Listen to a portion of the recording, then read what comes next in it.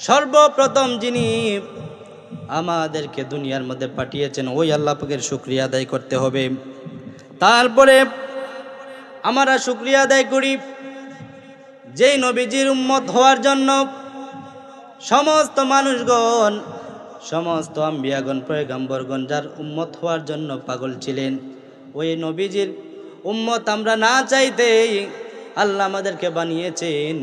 ওই নবীজির উম্মত হওয়ার জন্য বনের পশুরা, বনের পাখিরা ওই নবীজির উম্মত হওয়ার জন্য সমস্ত পয়গম্বররা, সমস্ত আম্বিয়াগণ আল্লাহর কাছে ফরিয়াদ করতেছিলেন, ও আল্লাহ ওই নবীজির উম্মত আমাদেরকে বানাইয়া দাও, যেই নবীরে তুমি শেষ জমানায় পাঠাইবা, ও আল্লাহ ওই নবীর উম্মত হিসাবে আমরারে পাঠাইয়া দাও। কিন্তু আমরা কত ভাগ্যবান, আমাদের ভাগ্য কত বালুক, যেই নবীজিরে না হইলে আল্লাহ মানুষদেরকে 5 ওয়াক্ত 50 ওয়াক্ত নামাজ থেকে 5 ওয়াক্ত নামাজে নিয়ে আসতেন না। এমন একজন নবীর উম্মত আল্লাহ আমাদেরকে বানাইলেন, যেই নবীজির উম্মত হওয়ার জন্য সবাই পাগল হয়েছিল। ওই নবীজির উম্মত হতে পেরে আমরা খুশি নাকি বেজার? ওই নবীজির উম্মত হতে পেরে আমরা খুশি নাকি বেজার? বেজার, বেজার না, আমরা অত্যন্ত খুশি। কেন? আমরা না চাইতে আমরা ওই নবীজির উম্মত হতে পেরেছি। এই জন্য আল্লাহ রাব্বুল আলামিন বলেন, দুনিয়ার মধ্যে আমি মানুষদেরকে 2টা রাস্তা দিয়েছি। কয়টা রাস্তা? 2টা রাস্তা। 2টা রাস্তা দিয়েছি। একটা হচ্ছে ইহদিনাস সিরাতাল মুস্তাকিম, যেই রাস্তার মধ্যে চললে আমরা জান্নাতের দিকে চলতে পারবো। আর একটা রাস্তা হচ্ছে আল্লাহ রাব্বুল আলামিন বলেন, আমি মানুষদেরকে দুনিয়ার মধ্যে তাদের আমল যারা করে, যারা নেক আমল করে, ভালো আমল করে, আমি ওই মানুষদেরকে তাদের আমলগুলা দিয়া, তাদের যে ভালো আমলগুলা রয়েছে সেই আমলগুলা দিয়া তাদেরকে আমি হেদায়েত দান করে দেই। আর এক ধরনের মানুষ দুনিয়ার মধ্যে থাকবে, যেই মানুষগুলা ইবাদত করে মজা পাবে না, ইবাদত বন্দেগী করি যেই মানুষগুলার অন্তর শান্তি হবে না, ওই মানুষগুলার চোখের মধ্যে আমি এমন পর্দা ফালাইয়া দেই, যেই পর্দা ফালানোর কারণে ওই মানুষগুলা দুনিয়ার মধ্যে যেই কাজগুলা করবে ওই কাজগুলা তাদের অন্তরের মধ্যে বড় ভালো লাগবে। আল্লাহ বলেন যে আমি ওদের অন্তরের মধ্যে এমন আমল, এমন চোখ দিয়ে দিব যে দুনিয়ার যেই কাজগুলা করে সেই কাজগুলোই তাদের কাছে কেমন লাগবে? ভালো লাগবে। সেই কাজগুলা তাদের কাছে ভালো লাগবে। আর তাদের মধ্যে এমন কিছু মানুষ থাকবে যাদের ইবাদত বন্দেগী দেখে, ইবাদত বন্দেগীর কারণে আমি তাদের অন্তরের মধ্যে 3য় নাম্বার একটা চোখ দিয়ে দেই, যেই চোখ দিয়ে সেই মানুষ শুধু ইহদিনাস সিরাতাল মুস্তাকিম, সে সত্যের পথ দেখবে। সুবহানাল্লাহ পড়েন। এই জন্য বলি আল্লাহ রাব্বুল আলামিন ওই 2 ধরনের মানুষদের মধ্যে এমনও কিছু মানুষ আল্লাহ দুনিয়ার মধ্যে পাঠিয়েছেন, যেই মানুষগুলো আল্লাহ রাসূলের কথা শুনলে, যেই মানুষগুলা নবীজির কথা শুনলে, যেই মানুষগুলা আল্লাহ রাসূলের কথা শোনা মাত্রই যেই মানুষের অন্তরটা নরম হইয়া যায়, অন্তরটা শক্ত আর থাকতে পারে না। এইরকম ভাবে একদল মানুষকে আমি দুনিয়ার মধ্যে পাঠিয়েছি। আরেক ধরনের মানুষকে আমি দুনিয়ার মধ্যে পাঠিয়েছি, যেই মানুষগুলা দুনিয়ার মধ্যে দেখবেন ভালো কাজ করতে গেলে কিছু মানুষ দেখবেন সব সময় বাধা প্রদান করতে থাকে। এক ধরনের মানুষ আছে যারা ভালো কাজ করতে গেলে কি করে? বাধা প্রদান করে, যে আরো সময় বাকি আছে, তুমি ইবাদত বন্দেগী এখন করার তোমার বয়স হয় নাই, তোমার বয়স কম। এইরকম ভাবে যুবক ছেলেরা যারা আছে তারা এটা মনে করে যে ভালো কাজ আমাদের করার আরো অনেক বয়স বাকি আছে। আচ্ছা আপনারা বলুন, যে মানুষ, যুবক ছেলে, তার ভালো কাজ করার অনেক সময় বাকি আছে, সেটা ওই যুবকটা বলতেছে ঠিকই, কিন্তু ওই যুবকটাকে এটা বলতে পারবে যে আমার হায়াত আজকে আছে, আমি কালকে আবার বেঁচে থাকতে পারবো? সেটা বলতে পারবে? বলতে পারবে না। 2012 সালের একটা ঘটনা, লন্ডনে একজন মানুষ, মুসলমান ব্যক্তি মারা যাওয়ার পরে ওই ব্যক্তিকে যখন জানাজার মাঠের মধ্যে নেওয়া হলো, জানাজার মাঠের মধ্যে নেওয়ার পরে ওই ব্যক্তির আত্মীয় স্বজনরা সবাই জানাজার মাঠের মধ্যে আসলো। আসার পরে সবাই জানাজার জন্য লাইনের মধ্যে দাঁড়ালো। ওই ব্যক্তিটা জানাজা হওয়ার পরে ইমাম সাহেব যিনি আছেন তিনি দেখতে পেলেন ওই জানাজার পরে একটা যুবক কানের মধ্যে হেডফোন লাগাইয়া জানাজা একদিকে হইতেছে, জানাজা আরেক দিকে ওই যুবকটা কানের মধ্যে হেডফোন লাগাইয়া অন্য জায়গার মধ্যে দাঁড়ায় গান শুনেন। নাউজুবিল্লাহ পড়েন। একদিকে জানাজার মাঠ, জানাজা হচ্ছে, আর একদিকে একটা যুবক ছেলে কানের মধ্যে হেডফোন দিয়ে গান শুনতেছে। ইমাম সাহেব বললেন, হে যুবক, তুমি একদিকে জানাজার নামাজ হচ্ছে, আরেকদিকে তুমি কেন কানের মধ্যে হেডফোন দিয়ে গান শুনতেছো? ওই যুবকটা বলে, হুজুর আমি তো এখনো যুবক, আমার তো এখনো অনেক সময় বাকি আছে, আমি তো এখন মরার আমার বয়স হয় নাই, আমার তো এখনো মরার সময় হয় নাই, এই জন্য আমার নামাজ পড়ার বয়স রয়েছে, দাড়ি রাখার বয়স রয়েছে। হুজুর আমি এখন কি করব? দাড়ি রেখে কি করব? আমি নামাজ পড়ি, আমি যখন বৃদ্ধ হয়ে যাব তখন আমি নামাজ পড়ব। হুজুরকে এই কথা যখন বলল, হুজুর ওই যুবকটাকে বললেন, যুবক শুনো রে, আজকে তোমার জোয়ান বয়স, তুমি এখন তোমার গায়ের মধ্যে শক্তি আছে, তোমার গায়ের মধ্যে পাওয়ার আছে, এই জন্য তুমি বলতেছো যে তুমি আজকে নামাজ পড়তে হবে না, তুমি দাঁড়িয়ে রাখতে হবে না, এইরকম ভাবে বলতেছো। ঠিক আছে রে যুবক, তুমি যেই কথা বলতেছো সেই কথার মধ্যে যদি তুমি থাকো, আমার আর কিছু বলার নাই। এই কথা বলিয়া ইমাম সাহেব চলে গেলেন। যুবকটা বলতেছে, ইমাম সাহেব আমার অনেক বয়স আরো বাকি আছে, আমি এখন দাঁড়িয়েও রাখতে চাই না, নামাজও পড়তে চাই না, এইরকম ভাবে যুবকটা বলল। তো ইমাম সাহেব, উনি ইমাম মানুষ, উনি আর কি বলবেন, উনি সবর করে চলে গিয়েছেন। অনেকদিন, প্রায় কিছুদিন পরে আবার ওই জায়গার মধ্যে আরেকটা জানাজার জন্য মানুষগুলা একত্র হইল। মানুষ একত্র হওয়ার পরে ওই ইমাম সাহেব ওই মাটির মধ্যে যাইয়া ওই লাশের মুখটা যখন খুললেন, দেখতে পেলেন আগে যেই যুবকটা ইমাম সাহেবকে বলেছিল, ইমাম সাহেব আমার এখনো মরার সময় হয় নাই, আমি নামাজ রোজা পরে পড়ব। ইমাম সাহেব যাইয়া দেখেন রে, ওই লাশটা আর কারণ ওই লাশটা হইল ওই যুবক, যেই যুবক বলেছিল হুজুর আমার এখনো মরার সময় হয় নাই। হুজুর ইমাম সাহেব যাইয়া দেখে ওই যুবকের লাশটা জানাজার মাঠের মধ্যে। তাহলে আপনারা বলুন, মরার কোনো বয়স আছে? না। যে যুবকটা এক সপ্তাহ আগে বলেছিল হুজুর আমার তো এখনো নামাজের সময় হয় নাই, আমি নামাজ পরে পড়বো, দাড়ি রাখার সময় হয় নাই, আমি দাড়ি পরে রাখবো, এই যুবকটা আজকে লাশ হয়ে গিয়েছে। তাহলে আপনি আর আমি একদিন আগে একদিন পরে লাশ হতে হবে কিনা? হবে, লাশ হতে হবে। এই জন্য বলি, কিয়ামতের ময়দানে আদম সন্তানগুলা যখন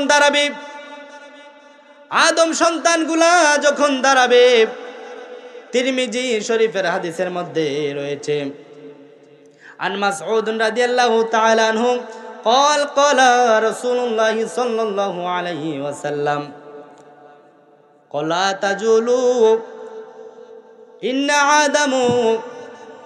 ওই সময় আদম সন্তানগুলা এমন ভাবে দাঁড়ায় থাকবে, ওই আদম সন্তানগুলা দাঁড়ায় থাকার পরে আল্লাহ রাসূল হাদিস শরীফের মধ্যে বলেছেন, আদম সন্তানগুলা যখন কিয়ামতের ময়দানে দাঁড়ায় থাকবে, তাদের দুই পা যখন মাটির মধ্যে লাগানো থাকবে, ওই দুই পা মাটির মধ্যে যখন লাগানো থাকবে, যতক্ষণ পর্যন্ত না তারা 5টা প্রশ্নের উত্তর দিতে পারবে, ততক্ষণ পর্যন্ত ওই আদম সন্তানগুলা ওই কিয়ামতের ময়দান থেকে দুই পা যখন মাটির মধ্যে লাগানো থাকবে, ওই দুই পা মাটি থেকে তুলতে পারবে না। কয়টা প্রশ্ন? 5টা প্রশ্ন। আমরা কিয়ামতের ময়দানে ওঠার আগে আরো কয়টা প্রশ্নের উত্তর দিতে হবে? 3টা প্রশ্নের উত্তর। আবার কিয়ামতের ময়দানে যাওয়ার পরে আবার 5টা প্রশ্নের সম্মুখীন হতে হবে। আল্লাহর রাসূল বলেন, যতক্ষণ পর্যন্ত না ওই 5টা প্রশ্নের উত্তর আদম সন্তানরা দিতে পারবে, ততক্ষণ পর্যন্ত ওই আদম সন্তান 2 পা মাটি থেকে তুলতে পারবে না। আল্লাহ রাসূল বলেন 5টা প্রশ্নের মধ্যে 1 নাম্বার যে প্রশ্ন, ওই 1 নাম্বার প্রশ্নটা হলো মানুষদেরকে প্রশ্ন করা হইব, হে আদম সন্তান, তোমাদেরকে যে দুনিয়ার মধ্যে আমি পাঠিয়েছি রে, তোমাদেরকে দুনিয়ার মধ্যে পাঠানোর পরে তোমাদের জীবন, তোমাদের যে হায়াত আমি দিয়েছি, ওই হায়াতের জিন্দেগিটা তুমি কোন রাস্তায় তুমি ব্যয় করেছো। এইরকম ভাবে প্রশ্ন করা হবে যে তোমাদেরকে আমি যে হায়াত দিয়েছি সেই হায়াতটা তুমি কোন রাস্তায় ব্যয় করেছো। 1 নাম্বার প্রশ্ন। আদম সন্তানকে বলা হবে, হে আদম সন্তানরা, তোমাদেরকে যে আমি হায়াতে জিন্দেগি দিলাম, সেই হায়াতে জিন্দেগি তুমি কোন রাস্তায় ব্যয় করেছো। এইরকম ভাবে প্রশ্ন করার পরে ওই আদম সন্তানগুলা মুখ দিয়ে কথা বলতে চাইবে। ওই আদম সন্তানগুলা অন্য হাদিসের মধ্যে রয়েছে, ওই আদম সন্তানকে যখন প্রশ্ন করা হবে, আদম সন্তান, তোমার হায়াতের জিন্দেগিটা তুমি কোন রাস্তায় তুমি ব্যয় করেছো, ওই আদম সন্তানকে বলার পরে আদম সন্তানরা মুখ দিয়ে কথা বলতে চাইবে। মুখ দিয়ে যখন কথা বলবে মানুষগুলা, ওই আদম সন্তানগুলা ফেরেশতাকে, আল্লাহকে তারা মিথ্যা কথা বলবে, ও ফেরেশতারা রে, আমাদেরকে আল্লাহ দুনিয়ার মধ্যে পাঠিয়েছে, আমরা দুনিয়ার মধ্যে গিয়ে কোনো ভালো কাজ করতে পারি নাই, এটা ঠিক আছে, কিন্তু আমাদের কাছে ভালো কাজ করার জন্য, ভালো কাজ যে আমরা করব সেটা আমাদেরকে বোঝানোর জন্য আমাদের কাছে কোনো মানুষ যায় নাই। আরেক ধরনের মানুষ বলবে, ও ফেরেশতারা তোমরা শুনো, আমরা ভালো কাজ করেছি। এইরকম ভাবে যারা মিথ্যা মিথ্যা কথা বলবে, ওই সময় আল্লাহ রাব্বুল আলামিন আদম সন্তানের মুখের মধ্যে একটা স্টেপলার মেরে দিবে, মুখের তাদের জবানটাকে বন্ধ করে দিবেন। যখন তাদেরকে জিজ্ঞেস করা হবে যে তোমরা দুনিয়ার মধ্যে তোমাদের হায়াতে জিন্দেগিটা কোন রাস্তায় কাটিয়েছ, তখন কিছু ধরনের মানুষ থাকবে যারা বলবে যে আল্লাহ, যে আমরা দুনিয়ার মধ্যে আমল করেছি, আমরা ইবাদত বندگی করেছি, হয়তো আপনার ফেরেশতারা এটা আমলের মধ্যে আমাদের তুলেন নাই। আরেক ধরনের মানুষ বলবে, আল্লাহ আমরা তো আমল করেছি, কিন্তু ওই আমলটা হয়তো কবুল হয় নাই। আরেক ধরনের মানুষ বলবে, আমাদের কাছে আমরা যে আমল করব সে এই আমলের দাওয়াতটা আমাদের কাছে যায় নাই। সবগুলা হচ্ছে মিথ্যা, সবগুলা কি মিথ্যা। এইরকম ভাবে আদম সন্তানরা যখন মিথ্যা বলতে শুরু করে দিবে, মিথ্যা বলতে বলতে হঠাৎ করে আল্লাহ রাব্বুল আলামিন বলবেন, ফেরেশতারা রে, যারা মিথ্যা মিথ্যা কথা বলতেছে তাদের জবানটা তুমি বন্ধ করিয়া দাও, তাদের জবানটারে তুমি একদম তালা মেরে দাও। জবানের মধ্যে কি মেরে দেওয়া হবে? তালা মেরে দেওয়া হবে। হাদিস শরীফের মধ্যে দেখলাম, মানুষের জবানটা যখন তালা মেরে দেওয়া হবে, মানুষের আঙ্গুল দ্বারা কথা বলবে, মানুষের পা দিয়ে কথা বলবে, মানুষের চোখ দিয়ে কথা বলবে, মানুষের জিহ্বা দিয়ে কথা বলবে। এত কঠিন ময়দান হবে, যেই ময়দানের মধ্যে মানুষের জবান দিয়ে কথা বলতে পারবে না। দুনিয়ার মধ্যে আপনি মিথ্যা কথা বলেন, সেই মিথ্যা কথা জোড়া লাগানোর জন্য আরো 50টা মিথ্যা কথা বলেন। দুনিয়ার মধ্যে মিথ্যা কথা দিয়ে আপনি অনেক জায়গার মধ্যে আপনি বিপদ থেকে উদ্ধার হতে পেরেছেন। দুনিয়ার মধ্যে অনেক মিথ্যা কথা দিয়া আপনি অনেক স্বার্থ হাসিল করেছেন। দুনিয়ার মধ্যে অনেক মিথ্যা কথা দিয়া আপনার যেই স্বার্থ ছিল সেই স্বার্থ থেকে আপনি উদ্ধার করতে পেরেছেন। কিন্তু কিয়ামতের ময়দানে এমন একটা ময়দান হবে রে, যেই ময়দানে মিথ্যা কথা বলার কোনো সুযোগ নাই। তারপরেও মানুষগুলা মিথ্যা মিথ্যা বলবে, ও আল্লাহ, আমরা তো দুনিয়ার মধ্যে আমল করেছি, হয়তো আপনার ফেরেশতারা সেটা আমলের মধ্যে তুলে নাই। ও আল্লাহ, আমাদের কাছে কোনো মানুষ যায় নাই, ইসলামের দাওয়াত নিয়ে যায় নাই।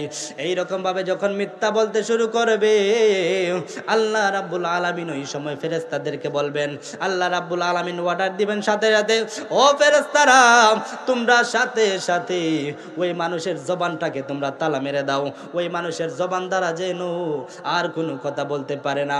ওই মানুষের এইরকম ভাবে জবানটা যখন বন্ধ করে দেওয়া হবে, ওই মানুষের জবানটা বন্ধ করে দেওয়ার পরে ওই মানুষের হাতটা কথা বলবে। ওই মানুষটা হাত দিয়ে কোন কাজে ওই হাতটা গিয়েছে, ওই হাতটা দিয়ে সে কার জায়গা থেকে, কার জমিন থেকে সে চুরি করেছে, ওই হাতটা দিয়ে সে ভালো কাজ করেছে কিনা হাতের আঙ্গুলগুলা সাক্ষী দিবে। হাত দিয়ে যারা খারাপ কাজ করে, ওই হাতটা তখন কি দিবে? সাক্ষী দিবে। আর ওই পাটা আল্লাহর দরবারে সাক্ষী দিবে, ও আল্লাহ তোমার বান্দাগুলা ওই পাটা দিয়ে সে গানের মঞ্চের মধ্যে গিয়েছে, নাউজুবিল্লাহ পড়েন। তোমার বান্দাগুলা ওই পাটা দিয়া নামাজ না পড়িয়া বাজারের মধ্যে গিয়েছে, তোমার বান্দাগুলা ওই পা দিয়া হাঁটতে হাঁটতে সে মসজিদের দিকে না যাইয়া আজান হইতেছি, আজানের সময় আজান শুনিয়া ওই মানুষটা রাস্তার দিক দিয়ে চলে মসজিদের পাশ দিয়ে চলে গিয়েছে। এইরকম ভাবে পা মানুষের সাক্ষী দিবে, মানুষের জিহ্বাটা সাক্ষী দিবে, ও আল্লাহ ওই জিহ্বা দিয়া অনেক মিথ্যা কথা বলেছে। ওই মানুষটা মিথ্যা বলতে বলতে এমন মিথ্যা বলেছে যে মিথ্যাটাকে একটা কথা দিয়ে জোড়া লাগাইতে হলে 50টা মিথ্যা কথা বলেছে। মানে একটা কথা মিথ্যা বললে আপনি এই মিথ্যা কথাটার জোড়া লাগাইতে আর কয়টা মিথ্যা বলতে হবে? আর 50টা মিথ্যা কথা বলতে হবে। ওই সময় মানুষের জিহ্বা বলবে, ও আল্লাহ ওই মানুষটা মিথ্যা বলেছে জিহ্বা দিয়ে। এইরকম ভাবে যখন মিথ্যা ওই রকম ভাবে যখন সমস্ত অঙ্গ প্রত্যঙ্গগুলা সাক্ষী দিবে, ওই মানুষের চোখটাও সাক্ষী দিবে। চোখটা ডাক দিয়া বলবে, ও আল্লাহ ওই মানুষটা চোখ দিয়া খারাপ খারাপ জিনিস দেখেছে, ওই মানুষটা চোখ দিয়া বেগানা নারীর দিকে তাকিয়েছে, ওই মানুষটা চোখ দিয়া তোমার কোরআনকে দেখে নাই, ওই মানুষটা চোখ দিয়া মসজিদ দেখে নাই, ওই মানুষটা চোখ দিয়া খারাপ খারাপ মহিলাকে দেখেছে, ওই মানুষটা চোখ দিয়া রাত্রির পর রাত্রি মোবাইলের মধ্যে তাকিয়ে তাকিয়ে কাটিয়ে দিয়েছে, নাউজুবিল্লাহ বলে। তাহলে কিয়ামতের ময়দানে যখন মানুষগুলা মিথ্যা বলবে, তখন যখন মুখ বন্ধ করে দেওয়া হবে, তখন সমস্ত অঙ্গ প্রত্যঙ্গগুলো যখন কথা বলতে শুরু করে দিবে, তখন কি আর কোনো বাঁচার কোনো সুযোগ আছে? নাই, বাঁচার কোনো সুযোগ নাই। বলেছিলাম 1 নম্বর প্রশ্ন, মানুষকে যখন দাঁড় করানো হবে তখন জিজ্ঞেস করা হবে তোমার জীবনকাল তুমি কোন রাস্তা কাটিয়েছো। 2 নম্বরে যে প্রশ্নটা করা হবে সেই প্রশ্নটা হলো তোমার যৌবনকাল তুমি কোন রাস্তায় কাটিয়েছো। যুবকরা যারা আছে, যারা যুবক আছে তাদের যৌবনকাল সম্পর্কে জিজ্ঞেস করা হবে। এ আদম সন্তান, তোমার যৌবনকালটারি তুমি কোন রাস্তায় কাটিয়েছো। ওই আদম সন্তানগুলা যদি যৌবনকালটালে ভালো রাস্তায় কাটায়, ওই সময়টা তার জন্য বড় আনন্দের হইয়া যাবে। আর যেই যুবক ওই যৌবনকালটারে ভালো রাস্তায় কাটাইতে পারে না, ওই সময় তার জন্য বড় কঠিন হইয়া যাবে। অনেক যুবক দেখবেন জোয়ান ছেলে, মুখের মধ্যে দাড়ি নাই, নামাজ পড়ে না, রাস্তা দিয়ে চলাফেরা করার সময় বুকটার টানে টানা চলাফেরা করে, গায়ের মধ্যে শক্তি, সেই শক্তি দেখাইয়া কত মানুষকে ভয় দেখায়, কত মানুষকে ডর দেখায়। এইরকম যুবকরা যখন প্রশ্ন করা হবে, যুবক তোমার জীবনটারে তুমি কোন রাস্তায় কাটিয়েছো, ওই সময় যুবকটা ভালো রাস্তায় কাটাইলে তখন ভালো উত্তর দিতে পারবে। আর যুবকটা যদি ভালো রাস্তায় জীবনটারে কাটায় নাই, তখন ওই যুবকটা ভালো প্রশ্নের উত্তর দিতে পারবে না। 3 নম্বরে যে প্রশ্নটা করা হবে, ওই প্রশ্নটা হইল প্রত্যেকটা আদম সন্তানকে জিজ্ঞেস করা হবে, হে আদম সন্তানরা, তোমরা যেই জীবনের মধ্যে যেই টাকা পয়সাগুলা উপার্জন করেছো, তোমরা কোন রাস্তায় উপার্জন করেছো।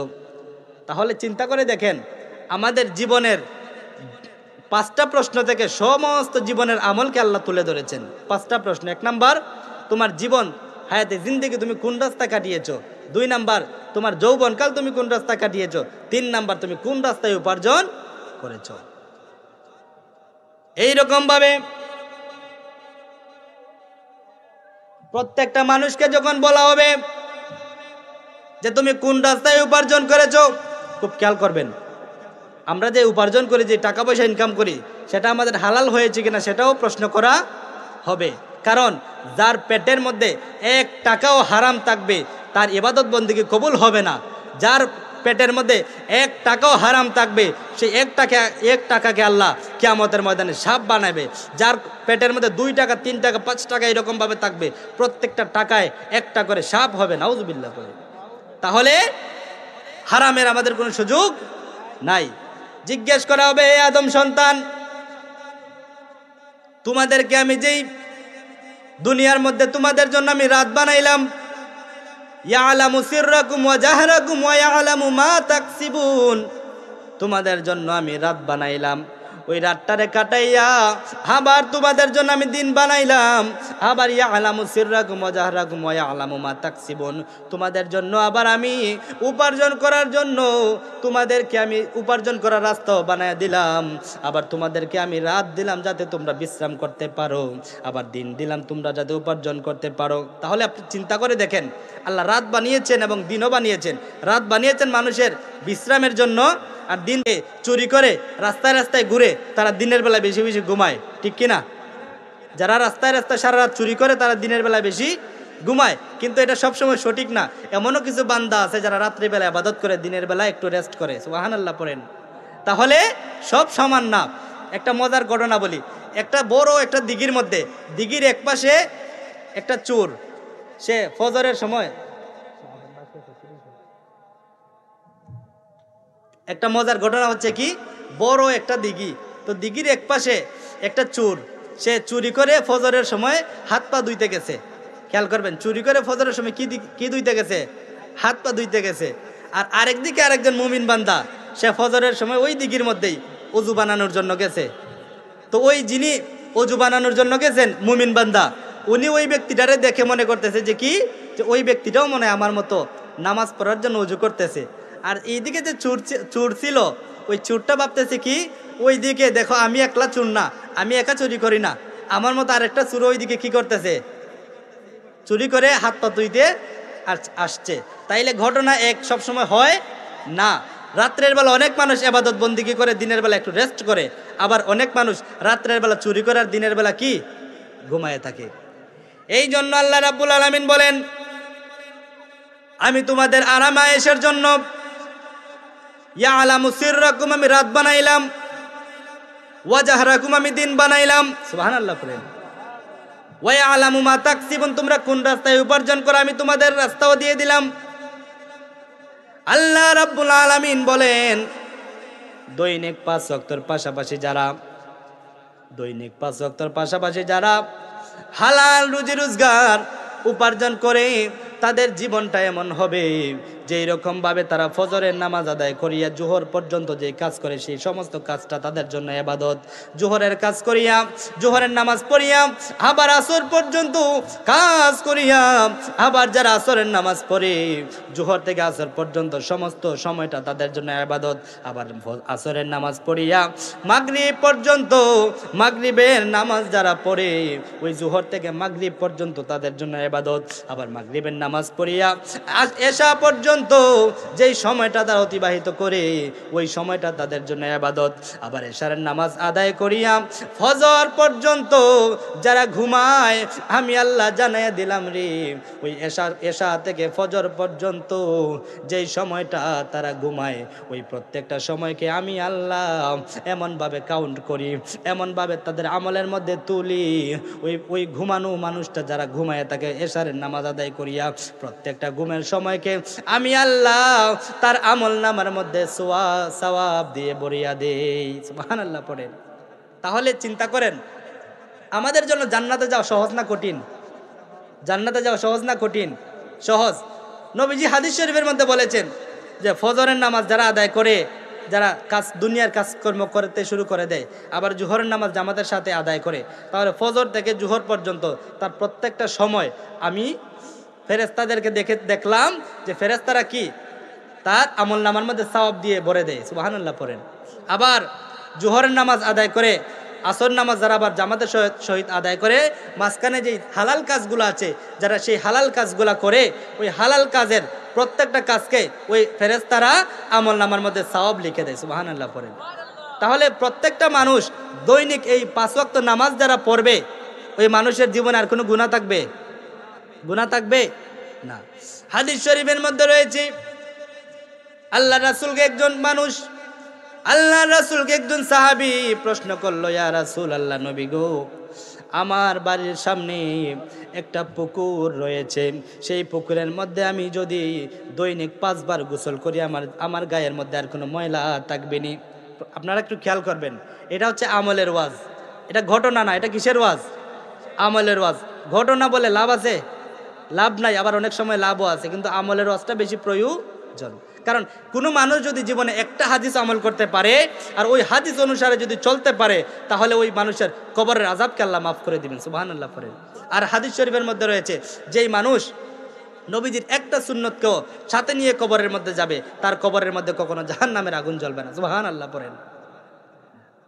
সাহাবী জিজ্ঞেস করলে, ইয়া রাসূলুল্লাহ, নবীজি, আমার বাড়ির সামনে একটা পুকুর আছে, সেই পুকুরের মধ্যে যদি আমি দৈনিক 5 বার গোসল করি, আমার গায়ের মধ্যে আর কোনো ময়লা থাকবে না। আল্লাহর রাসূল বলেন, সাহাবীরে তুমি শোনো, তোমার বাড়ির সামনে যেই পুকুর রয়েছে, ওই পুকুরের মধ্যে তুমি দৈনিক 5 বার গোসল করলে যেই রকম ভাবে তোমার গায়ের মধ্যে কোনো ময়লা থাকবে না। ও সাহাবী, তুমি ভালো করিয়া শোনো রে, তুমি যেই রকম ভাবে দৈনিক 5 বার ওই পুকুরের মধ্যে গোসল করলে তোমার শরীরের মধ্যে যেই রকম ভাবে ময়লা থাকবে না, তুমি আরেকটা আমল তুমি শিখে নাও, যে আমলটা তোমার জীবনকে পরিবর্তন করে দিবে। ও আল্লাহ, ও রাসূল, কি সেই আমল? আল্লাহ রাসূল বললেন, যেই রকম ভাবে তোমার বাড়ির সামনে ওই পুকুরের মধ্যে 5 বার গোসল করলে তোমার গায়ের মধ্যে ময়লা থাকবে না। কোনো মানুষ যদি দৈনিক 5 ওয়াক্ত নামাজের সাথে সাথে তার প্রত্যেকটা অঙ্গ প্রত্যঙ্গ দৈনিক 5 বার ওযু করার সময় ধোয়, আমার আল্লাহ ওই হাত ধোয়ার সাথে সাথে তার হাতের যত গুনাহ ছিল সমস্ত গুনাহ আল্লাহ তাআলা জড়াইয়া ফেলে দেয়, সুবহানাল্লাহ পড়েন। আল্লাহ রাসূল বলেন, সাহাবী, তুমি যে এরকম ভাবে 5 বার গোসল করলে তোমার গায়ের কোনো ময়লা থাকবে না, তুমি যদি ওই পুকুরের মধ্যেই তুমি দৈনিক 5 বার উযু করো, তোমার হাত দ্বারা যে পানি, তুমি উযু করার সময় হাতের কোণই পর্যন্ত যে পানি দিয়ে উযু করবা, ওই হাতের কোণের পানিটা মাটির মধ্যে যতটা ফুটা পড়বে, প্রত্যেকটা ফুটায় ফুটায় আল্লাহ তাআলা তোমার জীবনের গুনাহ মাফ করে দিবেন, সুবহানাল্লাহ পড়ে। আবার আল্লাহর রাসূল বলেন, ওই রকম ভাবে তুমি ওযু করার সময় তোমার মুখ ধুইবা, তোমার মুখ ধোয়ার সাথে সাথে তোমার মুখ ধোয়ার পানির প্রত্যেকটা ফোঁটা জমিনের মধ্যে পড়ার সাথে সাথে আমার আল্লাহ তোমার চোখ দিয়া যেই গুনাহগুলা করবা, ওই প্রত্যেকটা গুনাহ আল্লাহ তাআলা মাফ করে দিবেন। শুধু তাই নয়, আল্লাহর রাসূল বলেন, তোমার পা দ্বারা তুমি যেই গুনাহ করবা, তুমি ওযু করার সময় তোমার পা ধোয়ার সময় যে পানিগুলা মাটির মধ্যে পড়বে, ওই পানি প্রত্যেকটা ফুটায় ফুটায় তোমার পায়ের দিয়া যত গুনাহ করেছে সমস্ত গুনাহ আল্লাহ তাআলা মাফ করে দিবেন, সুবহানাল্লাহ পড়েন। ও সাহাবী, শুধু তাই নয়, তুমি ওযু করার সময় তোমার যতটা অঙ্গ তুমি ধুইবা, প্রত্যেকটা অঙ্গ দ্বারা যে গুনাহ তুমি করেছো, প্রত্যেকটা গুনাহ আল্লাহ তাআলা ওযু করার সাথে সাথে আল্লাহ তাআলা সাথে সাথে প্রত্যেকটা পানির ফোঁটার সাথে সাথে তোমার জীবনের তামাম গুনাহ মাফ করে দিবেন, সুবহানাল্লাহ। তাহলে উম্মতে মুহাম্মাদের জন্য লাভ নাকি লস? লাভ, লাভের কোনো শেষ নাই। এই জন্যই তো বললাম, জান্নাতে যাওয়া সহজ কিন্তু জাহান্নামে যাওয়া কঠিন। আবার